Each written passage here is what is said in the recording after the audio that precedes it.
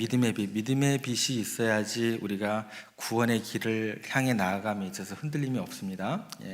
구원의 길로 인도함에 있어서 중요한 것이 믿음의 빛이라고 한다면, 오늘 함께 나눌 사명의 빛은요, 우리 인생의 목적과 방향성을 더 명확하게 비춰준다라는 것입니다. 한국의 대표적인 지성인이었던, 또 작가였던 이어령 박사, 너무나 잘 아시는 유명한 분이시죠. 오랜 시간 동안 이분은 하나님과 신앙에 대해서 일부러 더 멀리했던 그런 성향을 가졌던 분입니다. 의구심을 품고 계셨던 분이죠. 문학가요, 또 사상가로서 정말 합리적이고 지적인 사고로 세상을 바라보면서 그 통찰력을 가지고 수많은 글들을 썼고 한국 사회 문화에 큰 영향력을 끼쳤던 분 가운데 한 분이다라는 것입니다.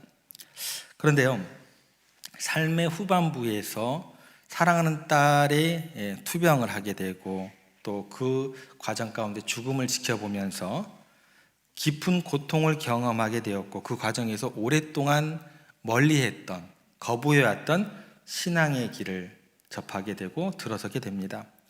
이혜령 박사가 나중에 자기의 신앙에 대해서 이렇게 이야기를 했습니다. 나는 지식으로 모든 답을 얻을 수 있다고 믿었습니다. 하지만 딸의 고통과 죽음을 겪으면서 내가 지닌 모든 지식과 성공이 아무런 위로도 아무런 해답도 되지 않는다는 걸 깨달았습니다. 결국 나는 하나님 앞에서 무릎을 꿇었고 그제야 비로소 내 인생의 진정한 의미를 발견하게 되었습니다. 그러면서 이제 인생의 말년에 어떤 그 신앙의 길을 걸으면서 이전에 알지 못했던 깊은 평안과 기쁨을 경험했노라고 그렇게 고백을 하게 되었습니다. 그의 인생에서 더 이상 지식과 성공으로 채워지지 않는 어떤 인생의 공허함을 너무나 깊이 느끼면서 그것을 뛰어넘는 하나님께서 주시는 그 사명과 사랑 안에서 진정한 그 의미를 찾는 여정으로 그의 삶이 후반부에 완전히 바뀌게 되었다는 것입니다. 아무리 많은 것을 알아도, 성공을 이룬다 해도 하나님의 사명을 어느 순간 발견하지 못한다고 한다면 우리의 삶이라는 것은 마지막에 가서 그렇게 공허함을 이렇게 고백할 수밖에 없는 그런 우리들의 연약함이 있는 것 같습니다. 오늘 우리들이 그래서 함께 그 사명을 생각해보고 하나님이 주신 목적 안에서 진정한 의미를 다시 한번 발견해 나가는 그런 시간이 되었으면 좋겠습니다. 한번 따라해 보겠습니다. 사명의 빛. 우리 인생은요, 내가 하고 싶은 일을 다 한다고 해서 만족할 수가 없습니다. 신기하게도 내가 먹고 싶은 걸 다 먹으면 속에 탈나요. 탈나고 또 부글부글하기만 하고, 또 타고 싶은 차를 탄다고 해서, 누리고 싶은 걸 누린다고 해서 그 만족감이 우리 가운데 주어지지 않다라는 것입니다. 내가 창조주 하나님 앞에서 피조물로서 의미 있는 존재이고 그분이 나를 이 땅에 보냈다는 사명의식을 갖지 못하면 전대로 우리 가운데 만족감 또 행복은 누릴 수 없는 그런 우리들의 모습을 보게 됩니다. 하나님을 만나지 못하면 인생이 어디에서 어디로 왔는지 이 문제가 해결되지 않아요. 내가 지금 무엇을 하고 있는지 도무지 알 수가 없게 되고 결국 방황을 하게 될 수밖에 없다라는 것입니다. 목표를 이룬 순간 거기부터 어떻게 되는 거예요? 이제 헤매기 시작하는 거예요. 많은 돈을 가지면 거기서부터 이제 무너지기 시작하는 거예요. 나를 향한 하나님의 계획이라는 책이 있습니다. 조지 스위닝이라는 분이 쓴 책인데 거기 보면 한 프랑스 소설가에 대한 이야기가 나옵니다. 이 프랑스 소설가가 책을 출판을 했는데 페이지가 없어요. 그리고 서론, 본론, 결론도 없어요. 그리고 제본도 하지 않고 낱장으로 소설을 출간을 했어요. 그래서 이 책을 독자들이 읽을 때 마구 섞여 있으니까 이게 지금 처음인지 중간인지 마지막인지 도대체 헷갈리는 거예요. 그러니까 독자들이 그것을 읽으면서 서론인지 결론인지 중간인지 그 독자들 스스로 이렇게 맞춰가면서 읽어야 되는 책이다라는 거예요. 굉장히 혼란스럽겠죠. 그러면서 이 소설을 펴낸 이유에 대해서 이렇게 이야기를 합니다.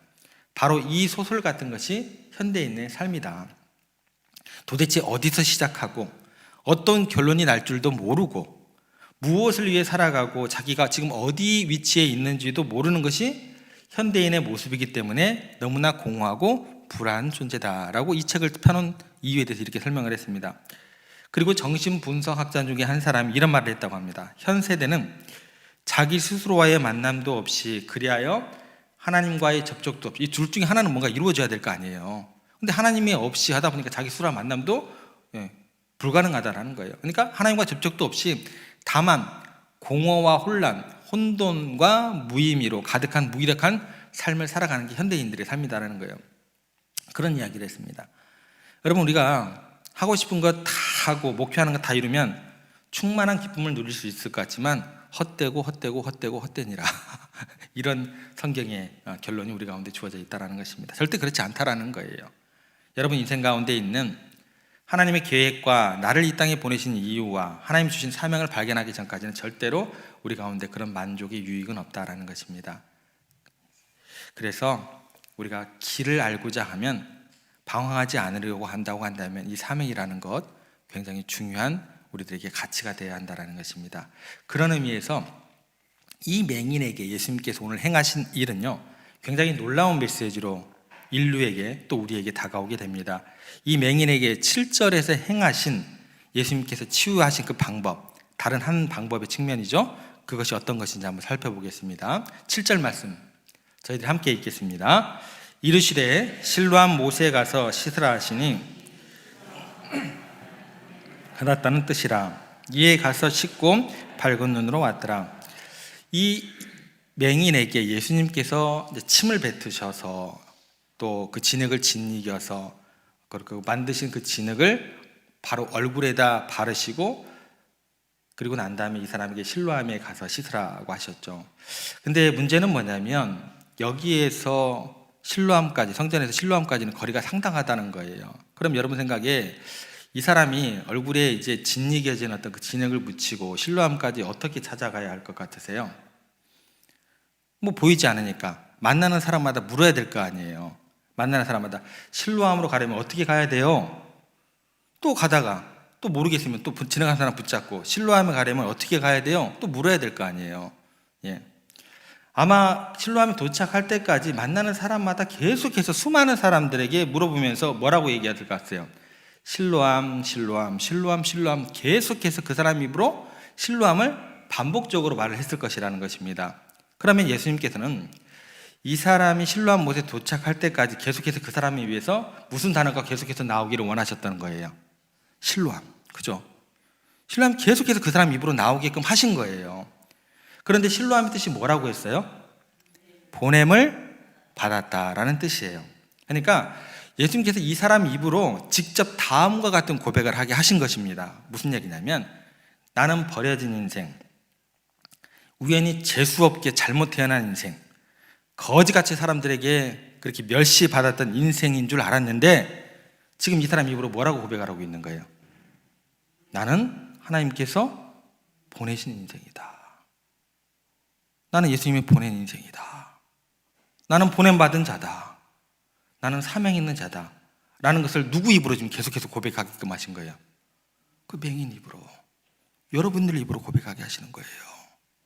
계속해서 사람들을 만나면 자기 입으로 뭐라고 해요? 실로암. 계속해서 사람들을 이게 뭐 고백하면서 뭐예요? 아예 나는 보냄받은 자라는 것을 어떻게 돼요? 반복하다가 각인시키는 어떤 그런 역할을 하게 하셨다라는 거예요. 그동안 사람들에게 멸시당했던 무의미한 인생이 아니고 이 땅에 누구의 죄 때문에 태어난 불쌍하고 억울하게 그렇게 시각장애인으로 내가 태어난 게 아니라 인류를 향하신 하나님의 뜻과 하나님의 그 메시지를 위해서, 그리고 나를 통해서 그 하나님의 그 살아계심을 드러내려고 나는 이 땅에 뭐한 존재다? 보냄받은 존재다. 그게 뭐예요? 실로암. 이 사명의식을 예수님께서 그 맹인에게 아예 각인시키고 계시는 거예요. 예. 하나님이 나를 이 땅에 보낸 이유가 있습니다. 목적이 있습니다. 그 사명을 깨닫는 순간 사람은요, 위대해집니다. 그때 거룩해지는 거예요. 이 진리를 잊지 마시기 바랍니다. 이 시각장애인으로 거린이었던 이 사람이 얼마나 현명해지고 지혜로운지 모릅니다. 왜 이처럼 예수님께서 이 맹인에게 마음과 정성을 이렇게 가득 담아서 그렇게 살펴보시고 그렇게 그를 인도하셨을까요? 이유는 간단합니다. 예수님의 삶이 이 사람의 삶보다 더 괴롭고 힘들었던 삶을 살아오셨고 앞으로도 그 걸음을 하셔야 하기 때문에. 그 맹인의 고통이 느껴져요? 안 느껴져요? 느껴져요.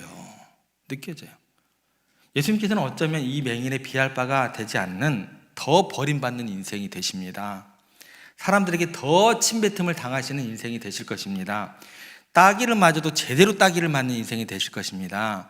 살이 찢겨져도 제대로 찢겨지는 인생이 되실 것입니다. 사람들에게 저주받은 인생이라고 손가락질을 당하시게 될 것입니다. 이 맹인의 마음을 누가 가장 잘 아시는 거예요? 예수님께서 가장 잘 아시는 거예요. 그러니까 그냥 지나칠 수 있어요, 없어요? 함부로 저 사람이 죄입니까? 부모의 죄입니까? 이야기할 수 있어요, 없어요? 못합니다.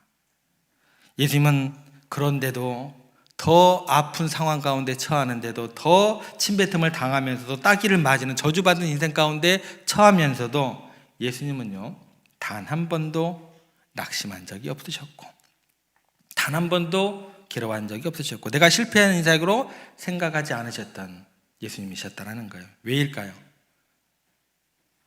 예수님은요, 하나님께서 나를 보내셨다는 그 사명의식이 분명하셨기 때문에, 사람들이 나를 어떻게 대하든지 그것 때문에 흔들리지 않으셨다라는 거예요. 여러분, 사명감이라는 게 이렇게 중요한 거예요. 주님은 이 맹인에게 그 마음을, 내가 먹고 있는 그 마음을 너도 좀 가졌으면 좋겠다라는 거예요. 너 힘들고 괴롭지? 내가 안다라는 거예요. 내가 너의 눈물과 아픔을 안다라는 거예요. 그런데 조금만 힘을 내자. 너를 통해서 하나님께서 나타내고자 하는 뜻과 그 메시지가 있지 않느냐. 힘내자.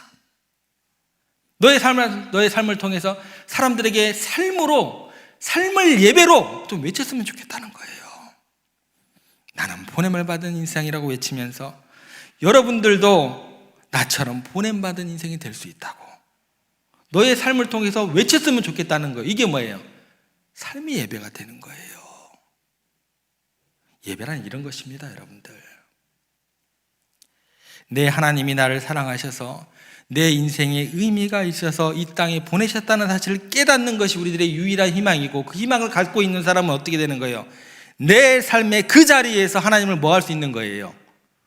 예배할 수 있는 거예요. 그럴듯하게 음악이 흘러나오고 조용하고 고요하고 그곳에서 드리는 것도 예배지만, 그게 예배의 모든 것은 아닙니다, 여러분들.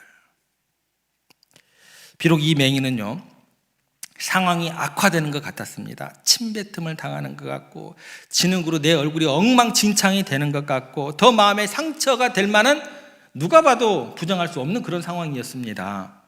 그런데 그렇게 얼굴이 엉망진창으로 되었기 때문에 어떻게 해요? 씻지 않으면 안 될 수밖에 없는 그런 지경이 된 거예요. 그걸 엉망진창이 됐는데 그 얼굴 하고 다니겠어요? 이 사람에게 주어진 선택이라는 건 뭐밖에 없어요? 어떻게 해서든 엉망진창이 된 얼굴 가서 씻어야 돼요. 이 선택밖에 없는 거예요. 예수님께서 그를 그렇게 만드신 거예요. 엉망진창 네 얼굴 내가 만들었다. 선택은 뭐가 남은 거예요? 가서 씻어야죠. 신뢰한 못에 가서 씻는 선택밖에 이 사람들에게 주어진 게 없다라는 것입니다. 그런 환경으로 누가 몰아가신 거예요? 예수님께서 몰아가신 거예요. 씻지 않고는 견딜 수가 없게 누가 만드신 거예요? 하나님께서 만드신 거예요. 여러분, 고통에 대한 해석을 좀 바른 방향으로 하실 수 있어야 돼요. 죄에 대한 벌의 결과예요? 그게 다가 아닙니다, 여러분들. 그건 지극히 한 일부분에 불과한 거예요. 그걸 누가 몰아가셨는데요? 하나님께서 몰아가셨다면 그 여러분들 어떻게 해석하실 거예요? 이 사람은요, 예수님께서 그렇게 몰아가신 거예요. 가만히 있는데 진 이겨버렸잖아요. 더럽게. 신랑 못에 가서 씻을 수밖에 없게 만들어버리셨잖아요. 여러분, 내가 견딜 수 없는 상황, 아픔의 상황, 곤란한 상황이 오히려 나를 뭘로 만드는 거예요? 여러분들이 선택이 없게끔 만드시는 거예요. 어떤 선택으로 부르시는 거예요? 사명자로 부르시는 거예요. 보냄받은 자로 이 땅에 의미 있는 인생으로 여러분들을 바꾸시는 과정이 될 수 있다는 것입니다. 여러분, 이해할 수 없는 일, 어려운 일을 겪을 때마다 거기에 뭐가 있다는 걸 잊지 마시기 바랍니다. 뭐예요? 사명이 있다는 것을 꼭 기억하셔야 돼요. 그래야 그 시험 감당할 수 있습니다. 여러분이 앉아있는 그 자리, 쓰러져 있는 그곳에 이미 하나님의 섭리가 있고 여러분의 인생을 향하는 위대한 계획이 있어서 여러분들 사용하실 줄 믿고 해석하시기 바랍니다. 어느 신실한 부부가 있었어요. 정말 믿음이 좋고 모든 사람들에게 그 신앙의 모습에 대해서 칭찬을 받고 존경을 받는, 교회에 너무너무나 헌신을 열심히 했던 사람들이었습니다. 그런데 오랫동안 아이가 없었어요. 그래서 하나님께 간절히 기도를 했습니다. 그리고 그 기도를 성도들도 같이 했어요. 하나님, 정말 우리에게 아기를 주시면 하나님의 영광을 위해서 잘 키우겠습니다. 눈물로 금식하면서 기도를 하는데 기적같이 성도들의 기도와 함께 그 열매가 맺어진 거예요. 아기를 주신 거예요. 그런데 아기를 딱 낳고 보니까 아주 심한 중증 장애인을 가진 아이가 태어난 거예요. 그때부터 사람들이 어떻게 하는 줄 아세요? 예전에 칭찬했던 마음은 온데간데 사라져버립니다. 쑥덕거리기 시작합니다. 야, 저 사람들 말이야, 위선적인 믿음에 된 게 틀림없어. 그러니까 하나님께서 벌을 내리신 거 아니야? 어떻게 저런 일이 있을 수 있어?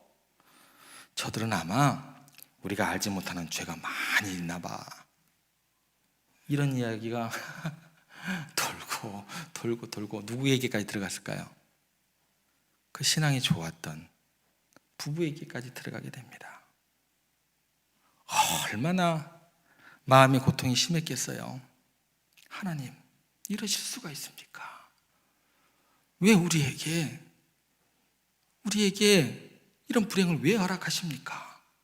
라고 울면서 기도를 합니다. 그런데 어느 날 하나님께서 이렇게 응답하시는 거예요. 사랑하는 아무개야, 내가 이 땅에 많은 사람들에게 나의 어떤 계시적인 사건으로 정말 중요한 일을 감당하게끔 하려고 내가 너무나 아끼고 사랑하는 이 아가를 이 땅에 보내려고 하는데, 내가 아무리 생각을 해봐도, 아무리 찾아봐도 이 귀한 아이를 감당할 만한 큰 믿음을 가진 사람, 내가 온전히 신뢰할 만한 사람, 너희밖에 없더라. 그래서 너희에게 내가 가장 아끼고 사랑하는 이 아이를 맡긴 거란다. 이 이야기를 듣고 나니까 갑자기 사명감이 생기는 거예요. 갑자기 은혜가 되는 거예요. 감격이 넘치는 거예요. 이 아이가 태어난 것이 너무나 고맙게 느껴지는 거예요. 자기들이 겪게 되는 모든 일이 그 순간부터 불행이 아니고 하나님의 뜻이 있고 하나님의 사명이 있고 하나님의 영광이 있는 걸 깨닫고는 기쁨으로 그 아이를 감당하고 키우기 시작했습니다. 여러분, 내가 거한 처소에서 사명을 발견하는 것, 이것만큼 중요한 건 없습니다. 잘 갖춰진 예배의 형식이 잘 드려진 그런 곳에서 사명 발견하려고 애쓰지 마세요. 그렇게 모양 만들려고 수고하지도 마세요. 왜냐하면 자기가 처해 있는 초소에서 주님께서 여러분들을 부르셨기 때문입니다. 오늘 주님께 이렇게 기도하세요. 주님, 이곳에서 나를 실로암으로 보내주십시오. 실로암으로 보내주십시오. 소경은 예수님께서 눈에 지륵을 바르셨기 때문에 도저히 실로암으로 가지 않고는 다른 선택이 없었다라는 거예요. 여러분, 피할 수 없는 역경과 환경 앞에서 남다른 사명이 있다는 것을 믿으시기 바랍니다. 그 사명 안에는 헛된 것도 없고 낭비되는 것도 없고 하나님께서 여러분의 인생을 통해서 하나님의 살아계심을, 보이지 않는 하나님을 이 땅 가운데 드러내기를 원하신다라는 사실을 기억하시기 바랍니다. 부디 여러분의 삶이 많은 사람들에게 그렇게 믿음의 빛이 되어서 믿음의 등불을 밝히시고 사명의 빛이 되어서 많은 사람들을 옳은 길로 인도하시고 주님의 사랑스러운 그 자녀로 부르게 되는 귀하고 복된 여러분들의 삶의 자리가 되기를, 삶이 예배가 되는 그런 예배자들 되시기를 주님의 이름으로 부탁을 드립니다.